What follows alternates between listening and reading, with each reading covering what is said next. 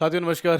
15 minute में आप सबको दिल से स्वागत करता हूं। इस सेशन में मैं आपको सीटेट से संबंधित महत्वपूर्ण प्रश्न बताऊंगा जो सीटेट के पीवाई के ऊपर आधारित होगा। तो अंतिम तक जरूर देखिएगा। सेशन पसंद आए तो सेशन को लाइक भी कर दीजिएगा, ठीक है। शुरुआत करता हूं साथियों। सबसे पहला अगर प्रश्न की मैं बात करता हूं तो सबसे पहला प्रश्न ये रहा, आपके स्क्रीन पर बोला जा रहा है कि प्रिज्म में प्रकाश का वर्ण विक्षेपन क्यों होता है। अगर प्रिज्म में देखा जाए तो वर्ण विक्षेपन होता है। वर्ण विक्षेपन कहने का मतलब है कि प्रिज्म से जैसे ही श्वेत प्रकाश आप गुजारते हैं तो 7 अलग अलग रंगों में बढ़ जाता है। तो 7 अलग अलग रंगों में बंटने की जो प्रक्रियाएं होती हैं, साथ ही हम उसे क्या कहते हैं, हम उसे कहते हैं वर्ण विक्षेपन। तो जो आपका वर्ण विक्षेपन हो रहा है, साथ ही वर्ण विक्षेपन किसके कारण होगा? क्या विभिन्न सभी रंगों का समान अपवर्तनांक के कारण, या विभिन्न रंगों के लिए अपवर्तनांक भिन्न है, इसके लिए होता है? किसके लिए होगा ये आपको बताना है। तो अगर मैं बात करता हूँ साथ इस प्रश्न का बिल्कुल सही जवाब बी नंबर होगा कि विभिन्न रंगों के लिए अपवर्तनांक क्या होता है, भिन्न भिन्न होता है, इसके कारण ही होता है। इस बात को आप ध्यान में रखेंगे, ठीक है। बी नंबर बिल्कुल सही जवाब होगा। नेक्स्ट, एक वस्तु 10 मीटर पर सेकंड से 2 सेकंड में रुक जाती है तो उसका मंदन क्या होगा? अगर मैं मंदन की बात करता हूं तो साथ ही जो आपका मंदन है, जो आपका साथी मंदन है, ये मंदन क्या होता है? तो मंदन आपका त्वरण ही होता है। मंदन एक प्रकार की त्वरण ही होता है, लेकिन नेगेटिव त्वरण को मंदन कहा जाता है। तो आप त्वरण कैसे निकालेंगे? तो 10 मीटर पर सेकंड से 2 सेकंड में रुक जाता है। तो अगर मैं 10 मीटर पर सेकंड से चल रहा था और 2 सेकंड में रुकता है, यानी कि अंतिम वेग 0 हो गया, तो v माइनस यू अपर में t अगर कर देंगे तो एक्सेलरेशन निकल जाता है। तो v कितना साथी? तो आप बोलेंगे सर 0 हो गया है कुछ समय में, पहले कितना था और अपर में t कितना है? तो आप बोलेंगे t जो है 2 सेकंड है, t आपका 2 सेकंड है। तो आप यहाँ से निकाल लीजिए, -10/2 हो जाएगा, कितना हो जाएगा? -5 मीटर पर सेकंड स्क्वायर होगा। और इसी को त्वरण कहेंगे, लेकिन मंदन कहेंगे। क्या कहेंगे? मंदन। क्यों? क्योंकि नेगेटिव में आया है इसलिए, ठीक है। मंदन त्वरण नहीं कहेंगे। मंदन का मतलब ही होता है त्वरण जिसका मान नेगेटिव में हो, ठीक है। नेक्स्ट साथी, सीटेट का टारगेट बैच हमारे एप्लीकेशन पर उपलब्ध है। आप हमारे साथ जुड़ना चाहते हैं तो जुड़ सकते हैं। बेहतरीन तरीका से इसमें सारी चीज पढ़ाया जा रहा है, ठीक है। नेक्स्ट, विद्युत चुंबकीय तरंग की गति निर्वात में कितनी होनी चाहिए? साथ ही अगर मैं निर्वात की बात करता हूं तो विद्युत चुंबकीय तरंग का जो गति होना चाहिए, कितना होना चाहिए? तो आप कह सकते हैं जितने भी विद्युत चुंबकीय तरंग के अंतर्गत आते हैं, चाहे वो गामा किरण हो या फिर एक्स किरण हो, परावैंगनी किरण हो, सबका स्पीड कितना होना चाहिए? 3 × 10⁸ मीटर पर सेकंड होना चाहिए। यानी कि बी नंबर इसका बिल्कुल सही जवाब हो जाएगा। ओम का नियम किन परिस्थितियों में लागू नहीं होता है? साथ ही मैं ओम का नियम की अगर बात करता हूं तो सबसे पहले तो ध्यान रखिएगा कि ओम का नियम बराबर v बराबर आयर होता है। ये v बराबर आयर तब लगता है जब टेम्परेचर कांस्टेंट हो। क्या हो? टेम्परेचर कांस्टेंट हो, यानी टेम्परेचर का मान नहीं बदले तब लागू होता है। टेम्परेचर स्थिर होना चाहिए। उसके साथ साथ इस बात को ध्यान रखिएगा कि ओम का नियम सारे पदार्थों में नहीं लगता है साथी। वहां पे तो खास करके नहीं लगता है जो अर्धचालक के अंतर्गत आता है। क्या आता है? अर्धचालक के अंतर्गत आता है। जैसे डायोड आ गया, ट्रायोड आ गया, वहां पर साथी लागू ही नहीं होता है। धातु में लागू होता है, अधातु में भी लागू नहीं होता है। सिर्फ धातु में लागू होता है, टेम्परेचर कांस्टेंट होगा तब लागू होता है, धारा स्थिर होगा तब भी लागू हो जाता है। इस बात को ध्यान रखिएगा। बी इसका बिल्कुल सही जवाब होगा। ट्रांसफार्मर किस सिद्धांत पर कार्य करता है? अगर मैं ट्रांसफार्मर की बात करता हूं तो ट्रांसफार्मर किस सिद्धांत पर काम करेगा? साथ ही जो ट्रांसफार्मर है ये विद्युत चुंबकीय प्रेरण पर काम करता है, यानी कि बी इसका बिल्कुल सही जवाब होगा। लेकिन विद्युत चुंबकीय प्रेरण भी 2 प्रकार का होता है। एक साथ ही स्वप्रेरण, एक अन्योन्य प्रेरण होता है। तो मैं आपसे पूछना चाहता हूं कि किस पे काम करेगा, स्वप्रेरण पर या फिर अन्योन्य प्रेरण पर काम करेगा? कमेंट करके जरूर बताइएगा। इस प्रश्न का बिल्कुल सही जवाब साथी क्या हो जाएगा? बी नंबर हो जाएगा।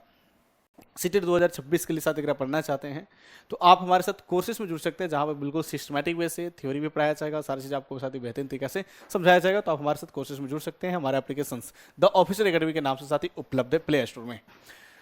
4 ओम 12 ओम प्रतिरोध श्रेणी में जुड़े होते हैं तो कुल प्रतिरोध क्या होगा? अगर मैं साथ ही कुल प्रतिरोध की बात करता हूं वो भी श्रेणी क्रम में, तो श्रेणी क्रम में साथ ही कुल प्रतिरोध निकालने के लिए R1 प्लस क्या होता है? R2 होता है। R1 कितना है? 4 है। R2 कितना है? 12 है। तो कुल प्रतिरोध कितना हो जाएगा? 16 ओम हो जाएगा। कितना हो जाएगा? 16 ओम हो जाएगा। तो श्रेणी क्रम में सीधा जोड़ा जाता है। अगर यही समानांतर क्रम में होता तो आप कह सकते थे कि उल्टा जोड़ देंगे, लेकिन यहाँ पर श्रेणी क्रम है तो सीधा जोड़ देंगे। 12 4 कितना हो गया? 16 साथी। भाई 16 दोनों ऑप्शन में, अब इसको 18 कर दो ना, तो साथी ये आपका बी नंबर सही जवाब हो जाएगा। फ्लेमिंग का दक्षिण हस्त नियम किससे संबंधित है? अगर हम फ्लेमिंग का दक्षिण हस्त नियम की बात करते हैं तो दक्षिण हस्त नियम मतलब साथ ही दाएं हाथ का नियम।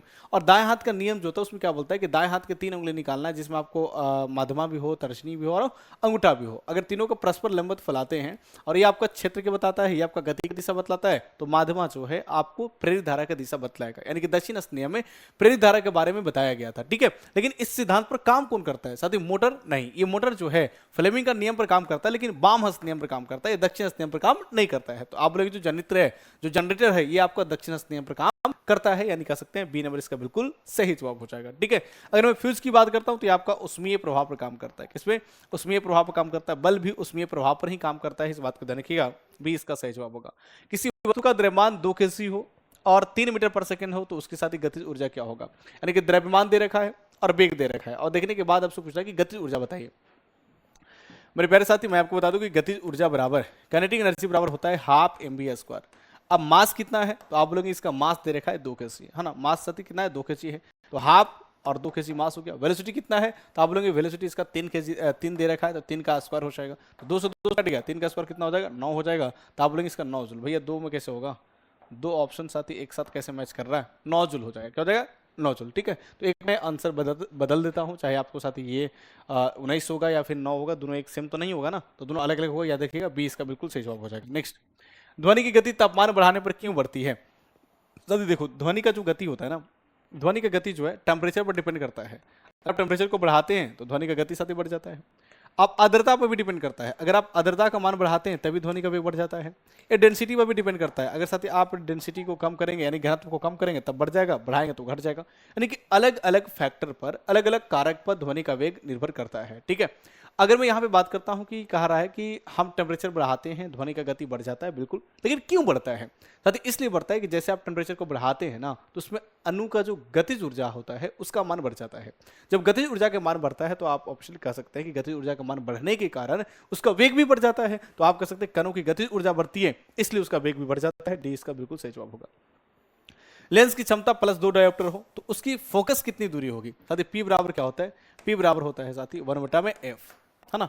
इससे आप निकाल सकते हैं।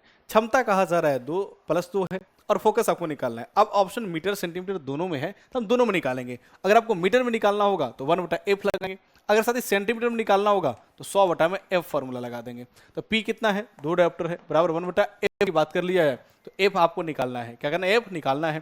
तो f बराबर क्या हो जाएगा तो 1/2 होगा, यानी कह सकते हैं 0.5 मीटर होगा।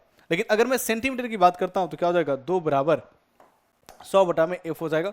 100/f कहने का मतलब साथी आप यहां से निकाल सकते हैं f कितना हो जाएगा, तो f आपका 100/2 यानी कि 50 हो जाएगा। कितना हो जाएगा 50 सेंटीमीटर होगा। तो अगर अब मीटर में है तो साथी 0.5 मीटर होना चाहिए और सेंटीमीटर में है तो साथी 50 सेंटीमीटर होना चाहिए। अब भाई साहब यहाँ पे दोनों ऑप्शन दे रखा है ना, यहाँ पे साथी दोनों ऑप्शन दे रखा है तो अब हम प्लस माइनस लेकर चलेंगे। क्या लेकर चलेंगे, प्लस माइनस का ना। तो अगर साथी यहाँ पे दोनों ऑप्शन दे रखा है तो आप क्या करेंगे, मोर देन 1 लगाएंगे, मोर देन 1 लगाएंगे, नहीं तो साथी आप इसको कर लेंगे माइनस, है ना, माइनस करेंगे तब भी साथी एक सेंटीमीटर। और अगर मीटर की बात करें दोनों ऑप्शन दे रखा है तो साथी एक ऑप्शन इसमें जोड़ना होगा मोर देन 1, है ना, क्या मोर देन 1 जोड़ना होगा, इस बात को ध्यान रखिएगा, ठीक है। चलिए साथी मोर देन 1 जोड़ना होगा। किसी वस्तु पर कार्य करने वाला बल 10 न्यूटन हो तो वह 5 मीटर विस्थापित होता है तो कार्य कितना होगा साथी। कार्य निकालना है, वर्क निकालना है। जब किसी वस्तु पर हम बल लगा रहे हैं और साथ साथ विस्थापित हो रहा है तो वर्क कितना होगा, तो आप जानते हैं कि वर्क बराबर क्या होगा, बल गुने विस्थापन। बल गुने विस्थापन होता है। बल कितना है साथी, बल दे रखा है 10 न्यूटन और विस्थापन कितना है तो 5 मीटर। तो आप बोलो 10 × 5 कितना हो जाएगा 50, तो आप कहेंगे वर्क कितना हो जाएगा 50 जूल। कितना हो जाएगा 50 जूल। 20 का बिल्कुल सही जवाब होगा। साथ ही मैं वर्क के बारे में बता दूं कि वर्क पॉजिटिव भी होता है, नेगेटिव होता है, वर्क आपका शून्य भी होता है। पॉजिटिव कब होगा, जब 0 से लेकर 90 के बीच में होगा। नेगेटिव कब होगा, जब साथी 90 से अगर बात किया जाए ज़्यादा और 180 तक होगा। और शून्य कब होगा, जब आपका बल ही ना लगा है, साथ ही साथ अगर विस्थापन ना हो या फिर एंगल 90 डिग्री हो तो वहाँ पे शून्य हो जाता है, ठीक है, याद रखिएगा। नेक्स्ट, अवतल लेंस की फोकस दूरी हमेशा होती है। अवतल लेंस की फोकस दूरी क्या होगा आपको बताना है। अगर मैं अवतल लेंस की फोकस दूरी की बात करता हूं तो साथी क्या होगा, अब देखिए यहाँ पे अगर उत्तल लेंस होता है साथी, अगर उत्तल लेंस होता है तो इसका फोकस दूरी क्या होता है, तो उत्तल लेंस की फोकस दूरी आपका होता है साथी पॉजिटिव। क्या होता है, पॉजिटिव होता है। अवतल लेंस की बात किया जाए तो फोकस दूरी आपका नेगेटिव हो जाएगा, ठीक है। याद देखना, अवतल लेंस में आपका नेगेटिव होगा, उत्तल लेंस में पॉजिटिव होगा। इसी प्रकार से अगर बात किया जाएगा दर्पण का तो उत्तल दर्पण होगा तभी पॉजिटिव होगा, अवतल अगर दर्पण होगा तब साथी नेगेटिव होगा, ठीक है। अब इसको एक ट्रिक से याद कर सकते हैं जिस ट्रिक का नाम है अनूप। ए फॉर आपका अवतल होता है, एन फॉर आपका नेगेटिव होता है ना, एन फॉर आपका नेगेटिव होता है, ओ फॉर आपका उत्तल होता है और पी फॉर आपका पॉजिटिव होता है। इस बात को ध्यान में रखेंगे। नेक्स्ट साथी, विद्युत धारा का चुंबकीय प्रभाव किसने खोजा था। अगर विद्युत धारा का चुंबकीय प्रभाव की बात करें तो किसने खोजा था, क्या ओम नामक वैज्ञानिक ने, नहीं जी, ओम नामक वैज्ञानिक ने नहीं खोजा था। किसने खोजा था, ऑरस्टेड ने खोजा था। ऑरस्टेड ने बताया था कि अगर किसी चालक तार में आप लगातार धारा प्रवाहित कर रहे हैं तो धारा प्रवाहित कराएंगे तो साथ ही क्या होगा, चारों तरफ आपका पहले विद्युतीय क्षेत्र बनता है लेकिन विद्युतीय क्षेत्र के साथ साथ चुंबकीय क्षेत्र का भी निर्माण होता है। किसने कहा था, तो साथ ही ऑरस्टेड ने बताया था। तो आप बोलोगे बी नंबर इसका बिल्कुल सही जवाब हो जाएगा, ठीक है। किसी चालक का प्रतिरोध तापमान बढ़ने पर क्या होता है। साथ ही अगर मैं किसी चालक का प्रतिरोध की बात करता हूं तो जो प्रतिरोध होता है टेम्परेचर पर डायरेक्टली प्रोपोर्शनल होता है। साथ ही साथ जो आपको प्रतिरोध होता है वो एरिया पर डिपेंड करता है और प्रतिरोध जो होता है पदार्थ की प्रकृति पर निर्भर करता है। किसपे, पदार्थ की प्रकृति पर निर्भर करता है। इस बात को आप ध्यान में रखेंगे, ठीक है। तो कह रहा है कि अगर हम तापमान को बढ़ाते हैं तो क्या होगा, अगर आप तापमान को बढ़ाते हैं प्रतिरोध का मान क्या हो जाएगा, बढ़ता है। याद रखना कि साथ ही बढ़ जाएगा, ठीक है। समानांतर किरणें उत्तल लेंस से गुजरने पर कहां से मिलती है? अगर कोई समानांतर किरणें जा रही हैं और उत्तल लेंस से जा रही है साथी, तो अपवर्तन के बाद कहां से गुजरेंगे? तो आपको पता है साथी, अगर आप उत्तल लेंस है और उत्तल लेंस में आप समानांतर किरणें गुजार रहे हैं, तो जितने भी अपवर्तन होगा, अपवर्तन होने के बाद साथी एक बिंदु पर मिलेगा, उस बिंदु को हम फोकस कहते हैं। क्या कहते हैं? फोकस कहते हैं। तो अगर समानांतर किरणें जा रही तो फोकस पर, अगर फोकस से जा रही तो समानांतर हो जाएगी। और एक बात ध्यान रखिएगा कि लेंस में जो प्रकाशीय केंद्र होता है, जिसे हम साथी लेंस के बीचों बीच की पोर्शन वाला कहते हैं यहाँ पे, तो प्रकाशीय केंद्र से अगर प्रकाशीय किरण जा रहा है तो बिना अपवर्तन के सीधे निकल जाता है, उसमें अपवर्तन की क्रिया ही नहीं होता है। इस बात को ध्यान रखिएगा। तो अगर हम साथी समानांतर किरण भेजेंगे तो कहां से गुजरेगा? तो फोकस से होकर गुजरेगा। ए इसका बिल्कुल सही जवाब है। ओम का नियम के अनुसार आई और वी वोल्टेज का ग्राफ क्या होता है? साथी देखो, एक सवाल तो पूछा जाता है कि ओम का नियम कब लागू होता है, तो ओम का नियम तब लागू होगा जब टेम्परेचर कांस्टेंट हो। साथ ही साथ दूसरी बात पूछा जा रहा है कि वी और आई में क्या ग्राफ बनेगा। तो वी और आई की अगर मैं बात करता हूं साथी, ग्राफ कैसा बनेगा? बिल्कुल सीधी रेखा बनेगा। क्या बनेगा? सीधी रेखा बनेगा, जिसे हम सरल रेखा कहते हैं। क्या कहते हैं? सरल रेखा कहते हैं। सी इसका बिल्कुल सही जवाब हो जाएगा। पृथ्वी से सूर्य की औसत दूरी क्या है? अगर पृथ्वी से सूर्य का औसत दूरी देखा जाएगा साथी तो क्या निकल कर आएगा? तो अगर मैं औसत दूरी की बात करता हूं तो औसत दूरी साथी देखो, सूर्य से पृथ्वी के बीच मापने के लिए साथी जो आपका यंत्र होता है या फिर जो मापन होता है वो प्रकाश वर्ष होता है। प्रकाश वर्ष के माध्यम से माप सकते हैं। एक लाइट ईयर बराबर कितना होता है? 9.46 गुने 10 के पावर कह सकते हैं साथी 15 मीटर होता है, या ना? मीटर होता है, इससे माप सकते हैं। या पार्सेक से माप सकते हैं। पार्सेक भी दूरी मापने का सबसे बड़ी इकाई है। या साथी अगर सबसे सटीक की बात करें तो एस्ट्रोनॉमिकल यूनिट से मापा जाता है, और एक एस्ट्रोनॉमिकल यूनिट बराबर साथी लगभग 1.495 होता है, लेकिन 1.5 कह सकते हैं, 10 के पावर 11 मीटर हो जाता है। तो अगर मैं बात करता हूं साथी लगभग कितना होगा, तो एस्ट्रोनॉमिकल यूनिट में मापिए, सबसे सटीक होता है सूर्य और पृथ्वी के बीच का जो डिस्टेंस, जिसे हम खगोलीय दूरी कहते हैं, उसको मापने के लिए। तो आप लोगों को क्या हो जाएगा इसका आंसर? एक एयू बराबर यानी एक एस्ट्रोनॉमिकल यूनिट बराबर 1.5 गुना 10 के ऊपर 11 मीटर हो जाएगा, जो कि सबसे सटीक है। क्या है? सबसे सटीक है। तो याद रखना डी इसका बिल्कुल सही जवाब होगा।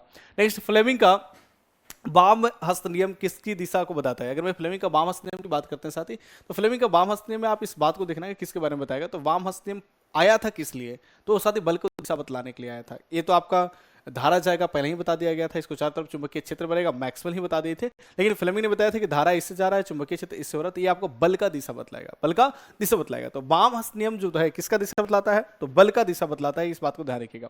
यहीं पर अगर आपसे पूछा जाए कि दक्षिण हस्त नियम क्यों आया, दाएं हाथ का नियम क्यों लाना आवश्यक पड़ गया, तो दाएं हाथ नियम इसलिए लाना आवश्यक पड़ा क्योंकि हम उसमें प्रेरित धारा का दिशा बतलाते हैं। तो अगर प्रेरित धारा का दिशा बतलाना होगा तो दाएं हाथ का नियम आ जाएगा। और अगर बाम हाथ नियम की बात करते हैं तो बल नियम हो जाएगा, बल का दिशा बतलाने के लिए लाया गया। बी इसका बिल्कुल सही जवाब होगा।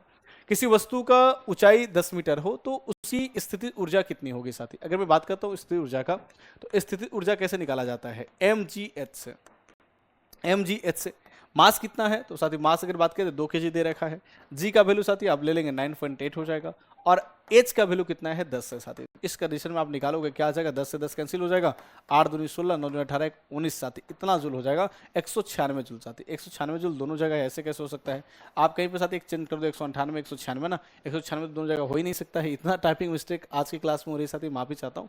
लेकिन इस बात को ध्यान रखिएगा है ना, कि ये आपका 196 198 अलग अलग होगा, तभी जाकर इसका आंसर क्या होगा? 196 होगा। स्थिति ऊर्जा कैसे होता है? जब कोई वस्तु को साथी ऊंचाई पर ले जा रहे हैं तो वहां पे जो रुकता है उसे हम स्थिति ऊर्जा कहते हैं ना। तो इस तरीके से स्थिति ऊर्जा देख सकते हैं, हाइट पर डिपेंड करता है। ठीक साथी, सीटेट का कोर्सेज हमारे एप्लीकेशन पर उपलब्ध है। आप जुड़ना चाहते हैं हमारे से जुड़ सकते हैं। चैनल पर पहली बार बने, चैनल को सब्सक्राइब भी कर लीजिएगा। नेक्स्ट, विद्युत बल्ब का फिलामेंट किसका बना होता है? ये तो बहुत ईजी सवाल है। विद्युत बल्ब का जो फिलामेंट होता है सर टंगस्टन धातु का बना होता है। टंगस्टन धातु का इसलिए बना होता है क्योंकि इसका प्रतिरोधकता उच्च होता है, ठीक है, और गलनांक उच्च होता है, दोनों उच्च होता है, जिसके कारण हम टंगस्टन का प्रयोग फिलामेंट बनाने करते हैं बल्ब का। इस बात को आप ध्यान में रखेंगे, ठीक है। नेक्स्ट साथी, ये मैं आपको पहले ही बता चुका हूँ कि वस्तु की ऊंचाई 10 मीटर है तो उसकी स्थिति ऊर्जा क्या होगा, मैं आपको पहले बता चुका, रिपीट सवाल है। तो साथ ये 20 सवाल रहा सीटेट से संबंधित। तो आपको कैसा लगा कमेंट बॉक्स में कमेंट करके जरूर बताइएगा। फिर मिलते हैं नेक्स्ट क्लास में, तब तक के लिए जहाँ भी रहिए हंसते रहिए, मुस्कुराते रहिए, मन लगा के तैयारी करते रहिए, ठीक है। अच्छा लगा तो सेशन को लाइक कर दीजिएगा, कमेंट बॉक्स में कमेंट करके जरूर बताइएगा। साथ ही साथ चैनल पर पहली बार बने चैनल को सब्सक्राइब करना बिल्कुल मत भूलिएगा। बहुत बहुत धन्यवाद, थैंक यू सो मच, जय हिंद।